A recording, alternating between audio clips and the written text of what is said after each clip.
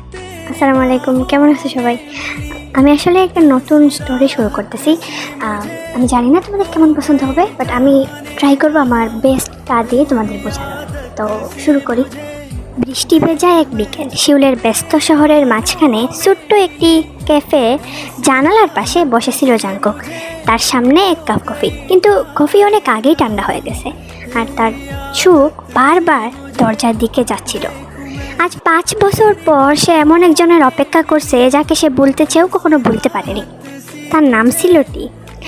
5 বছর আগে তারা একই বিশ্ববিদ্যালয়ে পড়তো। প্রথম দিনেই টিকে দেখে জাঙ্কুকের মনে হয়েছিল মেয়েটার হাসির মধ্যে যেন অন্যরকম শান্তি লুকিয়ে আছে, কিন্তু সে কখনো সাহস করে নিজের অনুভূতির কথা বলে উঠতে পারেনি। দিন যেতে লাগলো, ধীরে ধীরে তারা খুব ভালো বন্ধু হয়ে উঠল। একসঙ্গে লাইব্রেরিতে পড়া, বৃষ্টিতে ছাতা ভাগ করে হাঁটা, পরীক্ষার আগে সারা রাত জেগে একে অপরকে পড়ানো, সব কিছু যেন ধীরে ধীরে তাদের আরও কাছাকাছি নিয়ে এলো। একদিন টি হঠাৎ করেই বলে উঠল, জাঙ্কুক, যদি কোনো দিন আমি হঠাৎ হারিয়ে যাই, তুমি কি আমাকে খুঁজবে? জাঙ্কুক হেসে বলেছিল, তুমি পৃথিবীর যেখানেই থাকো না কেন, আমি খুঁজবো। তায়াঙ্গ হেসেছিল, কিন্তু সেই হাসির আড়ালে যে একটা বড় কষ্ট লুকিয়েছিল সেখানে জাঙ্কুক কখনোই বুঝতে পারেনি সেটা। কয়েক সপ্তাহ পর হঠাৎ টি বিশ্ববিদ্যালয়ে আসা বন্ধ করে দিল।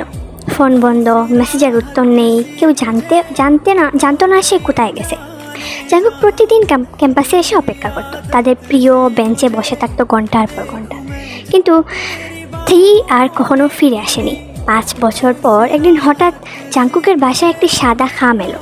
খামের উপরে শুধু একটি লাইন লেখা ছিল, যদি এখনও অপেক্ষা করে থাকো তাহলে আগামী শনিবার বিকেলে 5টায় সেই পুরনো ক্যাফেতে এসো। সাইটে লেখা ছিল জাঙ্কুক। চিঠিটা পরে জাঙ্কুকের হাত কাঁপতে লাগলো। এত বছর পর সত্যি কি টি ফিরে এসেছে, নাকি এর পিছনে লুকিয়ে আছে এমন কোনো সত্য যা তার পুরো জীবনটাই বদলে দেবে? জাঙ্কুক ঘড়ির দিকে তাকালো, আর মাত্র 5 মিনিট বাকি। ঘড়িতে ঠিক বিকেল 4:05 বাজতেই ক্যাফের দরজায় ঘন্টা টুং করে বেজে উঠল। জাঙ্কুকের বুকের দুঃখপুকানি যেন আরও বেড়ে গেল। ধীরে ধীরে দরজা টেলে ভিতরে ঢুকলো একটি মেয়ে, সাদা পোশাক, কাঁধ পর্যন্ত লম্বা চুল, আর সেই পরিচিত মিষ্টি হাসি। 5 বছর পরও তাকে দেখে জাঙ্কুকের মনে হলো যেন সময় থেমে গেছে। ধীরে ধীরে এসে তার সামনে বসলো। কয়েক মুহূর্ত দুজনেই কেউই কোনো কথা বলতে পারলো না। শেষ পর্যন্ত জাঙ্কুক নীরবতা ভাঙল। কোথায় ছিলে তুমি? আমি প্রতিদিন তোমাকে খুঁজেছি। একটা ফোনও তো করলে না কেন? টি মাথা নিচু করে রইল। তার চোখের সামনে জমে উঠল, ক্ষমা করে দিও, আমি চাইনি তোমাকে কষ্ট দিতে। জাঙ্কুক বলে উঠল, তাহলে কেন গিয়েছিলে? টি ব্যাগ থেকে একটি পুরনো ডায়েরি বের করলো। সব উত্তর এখানে আছে। জাঙ্কুক ডায়েরিটা খুলতেই ভিতর থেকে একটি শুকনো গোলাপ পড়ে গেল। প্রথম পাতায় লেখা, যদি তুমি এটা পড়ো তার মানে আমি অনেক দূরে চলে গেছি। জাঙ্কুকের হাত কাঁপতে লাগলো। টি ধীরে ধীরে বলতে শুরু করলো, 5 বছর আগে ডাক্তার বলেছিল আমার হৃদয়ে একটি জটিল সমস্যা ধরা পড়েছে।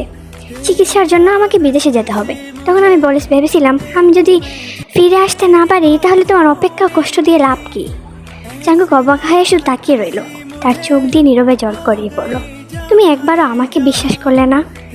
তুই কাঁদতে কাঁদতে বলল, আমি তোমাকে হারানোর ভয় পেয়েছিলাম, তাই নিজেই দূরে সরে গিয়েছিলাম। ঠিক তখনই ক্যাফের বাইরে প্রবল বৃষ্টি শুরু হলো। জাঙ্কুক ধীরে ধীরে উঠে দাঁড়ালো। এক মুহূর্তের জন্য টি ভাবলো হয়তো সে চলে যাবে, কিন্তু না। জাঙ্কুক তার সামনে এসে মৃদু হাসলো, বলল, এত বছর অপেক্ষা করেছি, আজ আর তোমাকে একা যেতে দেব না। ঠিক কান্নার মাঝেই হেসে ফেলল। ঠিক তখনই টিয়ের ফোনে একটি মেসেজ এলো। মেসেজটি পরেই টিয়ের মুখে হাসি মিলিয়ে গেল। মেসেজটি লেখা ছিল, তুমি যদি সত্যিটা বলে থাকো তাহলে আজই সব কিছু বদলে যাবে। টি ভয়ে ফোনটা বন্ধ করে দিল। জাঙ্কুক বুঝতে পারলো এখন এমন একটি রহস্য বাকি আছে যা সে জানে না। মেসেজটি দেখে টির মুখ ফ্যাকাশে হয়ে গেল। জাঙ্কুক উদ্বিগ্ন হয়ে জিজ্ঞাসা করলো, কি হয়েছে? টি ধীরে ধীরে বলল, 5 বছর আগে আমার অপারেশনের সব খরচ একজন অচেনা মানুষ দিয়েছিলেন। সত্যি ছিল আমি যেন আর কখনো তোমার জীবনে ফিরে না আসি। জাঙ্কুক অবাক হয়ে গেল। কে ছিল সেই মানুষ? টি চোখের পানি মুছে বলল, তোমার বাবার ব্যবসায়িক এক পরিচিত। তিনি ভেবেছিলেন একটি সাধারণ পরিবারের মেয়ে আমাকে বিয়ে করলে নাকি তোমার ভবিষ্যৎ নষ্ট হবে, তাই আমাকে টাকা দিয়ে দূরে চলে যেতে বাধ্য করেছিলেন। জাঙ্কুক কিছুক্ষণ চুপ করে রইল, তারপর দৃঢ় কণ্ঠে বলল, আমার ভবিষ্যৎ আমি নিজেই ঠিক করব। পরদিন জাঙ্কুক সব সত্যি নিজের পরিবারের সামনে জানালো। প্রথমে সবাই আপত্তি করলেও পরে যখন তারা বুঝলো ঠিক কখনোই টাকার জন্য নয়, বরং জাঙ্কুকের ভালো চেয়েই দূরে সরে গেছে, তখন তাদের মন বদলে গেল।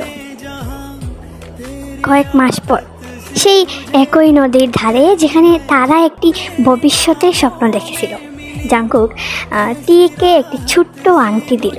হাসতে হাসতে বলল, এবার আর কোনো চিঠি নয়, সারা জীবন পাশে থাকবো। টির চুপ ভিজে উঠল। হ্যাঁ, এবার আর কখনো তোমাকে ছেড়ে যাব না। সূর্য ধীরে ধীরে অস্ত যাচ্ছিল, নদীর জলে সোনালি আলো ঝিলমিল করছিল। জাঙ্কুক মনে মনে ভাবলো, সত্যিকারের ভালোবাসা কখনো হারিয়ে যায় না, সময় তাকে শুধু আরও শক্তিশালী করে তোলে। সেদিন ওর আর কোনো বিদায়ের চিঠি লেখা হয়নি,